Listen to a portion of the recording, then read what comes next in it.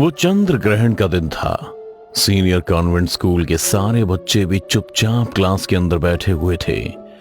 Teachers भी class लेने की जगह स्टाफ रूम में बैठे थे और सभी चंद्र ग्रहण के बारे में चर्चा कर रहे थे। लेकिन उन सभी लोगों के बीच से निकलकर सिस्टर मरीना अपने क्लास की तरफ बढ़ने लगी, ये देखने के लिए कि आखिर उनके क्लास के बच्चे क्या कर रहे हैं। और जब वो क्लास में पहुंची तो देखती हैं कि एक दुबले पतले लड़के को कुछ लड़के और उनके साथ मिलकर एक लड़की भी उसके ढीले शरीर और आंखों पर लगे मोटे चश्मे को लेकर उसे चिढ़ा रहे थे। लेकिन जैसे ही वो सिस्टर मरीना को देखते हैं तो वो सभी अपनी सीट पर जाकर ऐसे बैठ गए जैसे उन्होंने कुछ किया ही नहीं। सिस्टर मरीना पहले तो उस लड़के को संभालते हुए सीट पर बैठाती हैं, फिर गुस्से में सभी की तरफ घूरते हुए देखती हैं तो पता चलता है कि क्लास की 3 लड़की गायब हैं। तभी उसे क्लास की कांच की खिड़की के बाहर कोई साया जाता हुआ महसूस हुआ, जिस पर वो वहीं खड़ी खड़ी आवाज लगाती है, कौन है उधर? कौन है? उसने इतना पूछा ही था कि तभी क्लास में बैठे उस अकेली लड़की ने कहा, मुझे तो लगता है कि शायरा और उसके दोस्त ही होंगे। वैसे भी वो सुनती कहाँ है किसी की। आपने बाहर निकलने को मना किया फिर भी। तुम चुप ही रहो और खबरदार जो तुमने इसे या किसी और को भी परेशान किया तो। इतना कहते हुए सिस्टर मरीना बाहर निकलकर उसकी ओर बढ़ गई, जहां उन्हें किसी के होने का एहसास हुआ था।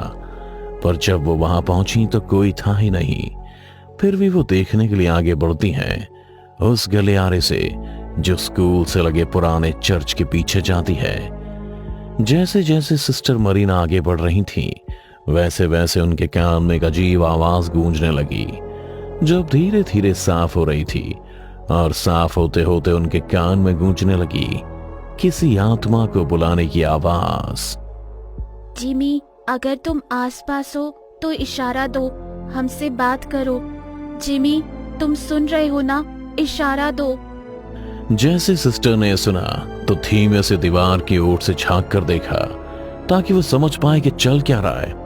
और जैसे उसने देखा कि शायरा अपने 2 दोस्तों के साथ ओइजा बोर्ड पर जिमी की आत्मा को बुलाने की कोशिश कर रही है।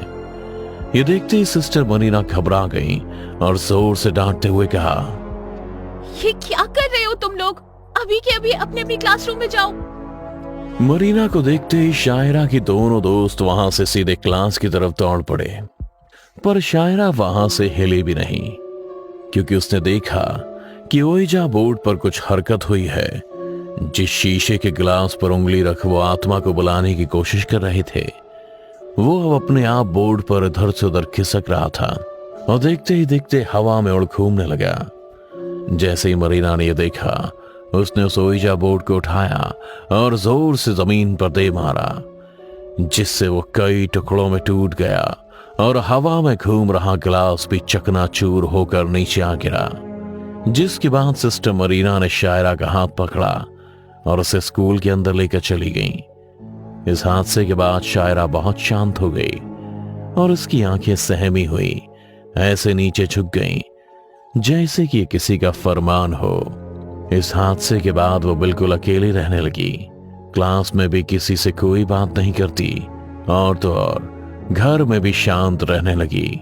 वो दिन भर अपने कमरे में बैठी काली शक्तियों से जुड़ी किताबों को पढ़ती रहती। उसके हाव भाव और तबीयत को बदलता देख उसके घर वाले भी परेशान रहने लगे।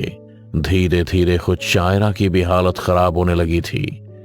वो दिन पर दिन पतली होने लगी थी, आंखों के नीचे काले गड्ढे पड़ने लगे थे और अब उसने अपने किसी से भी बात करना बिल्कुल बंद कर दिया। उसकी मां ने उसे कई बार डॉक्टर को भी दिखाया, पर किसी का इलाज उस पर असर नहीं किया।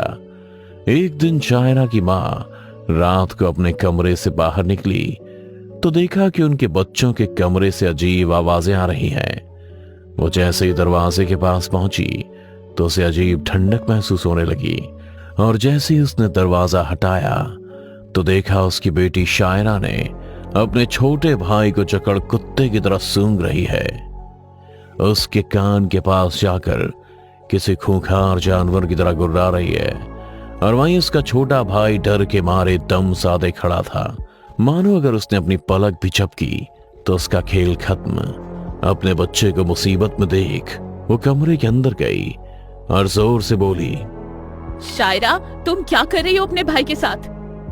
माँ की आवाज सुनते ही शायरा ने एक झटके में अपने भाई को छोड़ा और किसी जानवर की तरह अपने दोनों हाथ और पैर चलाते हुए कमरे के कोने में जा बैठी और सिसकने लगी जैसे किसी ने उसे चोट पहुंचाई हो।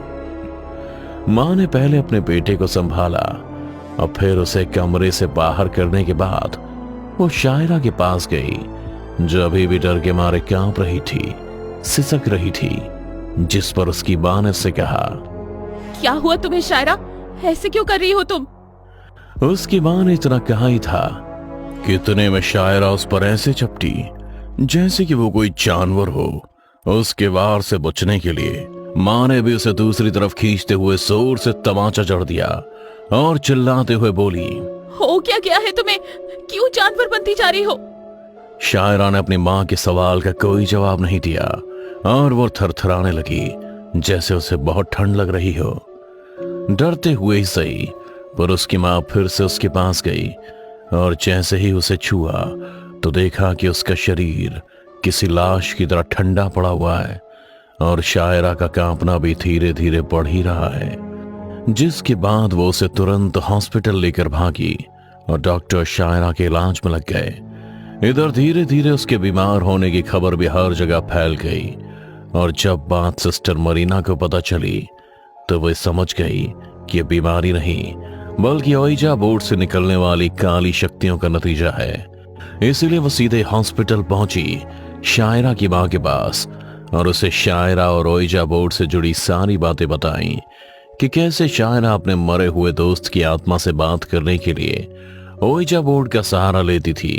और इसके साथ ही मरीना ने यह भी बताया कि हो ना हो उसके साथ जो हो रहा है उसके पीछे की वजह वो ओइजा बोर्ड और उसमें से निकलने वाली काली शक्तियां ही हैं। सच जानने के बाद शायरा की मां सीधे आईसीयू रूम की तरफ भागी, लेकिन इससे पहले कि वो आईसीयू रूम तक पहुंचती उससे पहले वहां से बाहर निकलने वाले डॉक्टर ने शायरा की मां को सॉरी कह दिया।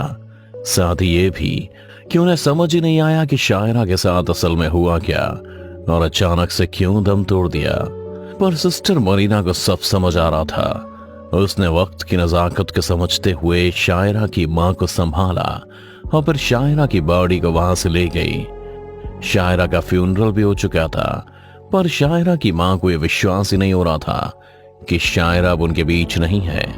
उसे अब भी ऐसा लगता था कि वो उसके आस पास ही कहीं है। इस कारण ही वो दिन भर शायरा के कमरे में बैठी रहती थी। फिर सिस्टर मरीना ने उसे समझाते हुए कहा, मैं एक माँ का मन समझ सकती हूँ, पर अब शायरा नहीं है और वो नहीं ही रहे तो ही आपके और आपके बेटे के लिए अच्छा होगा। इसलिए शायरा के इस कमरे को हमेशा हमेशा के लिए भुला दीजिए। सिस्टर मरीना की बात सुन उन्होंने भी बिल्कुल ऐसा ही किया। कमरे में क्रॉस जीसस की तस्वीर लगा, उसने उसे बंद कर दिया, लेकिन फिर भी रात के अंधेरे में उन्हें अजीब अजीब सी आवाज उस कमरे में सुनाई देती। फिर एक रात आवाज का पीछा कर उसने शायरा के कमरे को खोल ही दिया। कमरा खोलते ही ठंडी हवा निकलने लगी और लाइट्स भी चरमराने लगी। यहां तक कि कमरे में लगा क्रॉस उल्टा लटका था और जीसस क्राइस्ट की तस्वीर भी टूटी पड़ी थी। उसे एक पल को लगा कि जरूर ये किसी की चाल होगी, इसलिए उसने सीधा पुलिस को बुलाया और सारी बातें बता दी, जिस पर पुलिस ने कहा, ये जरूर किसी पड़ोसी की शरारत होगी। और आपने ठंड में एसी क्यों चला रखा है? मेरे घर में कोई एसी नहीं है। शायरा की मां के मुंह से सुन पुलिस का माथा घूम गया। अगर घर में एसी नहीं है तो पूरा का पूरा घर ठंडा कैसे पड़ा है? फिर जब पुलिस वाले ने शायरा की पूरी कहानी सुनी तो एक रात उसके घर में गुजारने का फैसला किया।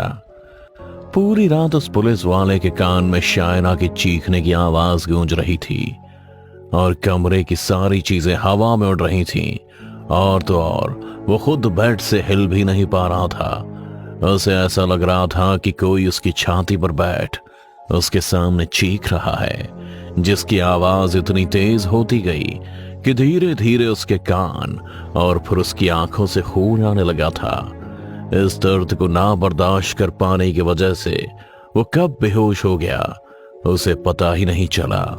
अगली सुबह जब उसकी आंख खुली तो उसने दरवाजे पर शायरा की मां और सिस्टर मरीना को देखा। पुलिस वाला भी उन्हें देख रूम के बाहर आ गया, जिसके बाद मरीना ने कहा, आपने कैसे गुजार ली इस कमरे में पूरी रात? मैं तो यहाँ ये बताने आई थी कि इन्हें ये घर छोड़कर चले जाना चाहिए, पर कहाँ जाऊंगी मैं अपने घर को छोड़कर? कहीं भी जाना इस घर में रहकर मरने से ज्यादा अच्छा होगा। ये कोई नॉर्मल केस नहीं है जिसे पुलिस सॉल्व कर दे। आप सिस्टर की बात मान लीजिए और इस घर को अभी छोड़कर कहीं और चले जाइए। तब तक मैं इस कमरे को सील करने की तैयारी करता हूँ। मैं चर्च के पादरी को बुला लेती हूँ, क्योंकि ऐसी चीजों में वही हमारी मदद कर सकते हैं। पुलिस वाला बाहर लकड़ियां और बड़े बड़े कीले ले आता है। तब तक सिस्टर मरीना भी चर्च के पादरी को बुला लेती है और फिर सभी ने मिलकर शायरा के उस कमरे को पादरी के प्रेयर्स और होली क्रॉस की मदद से सील कर दिया।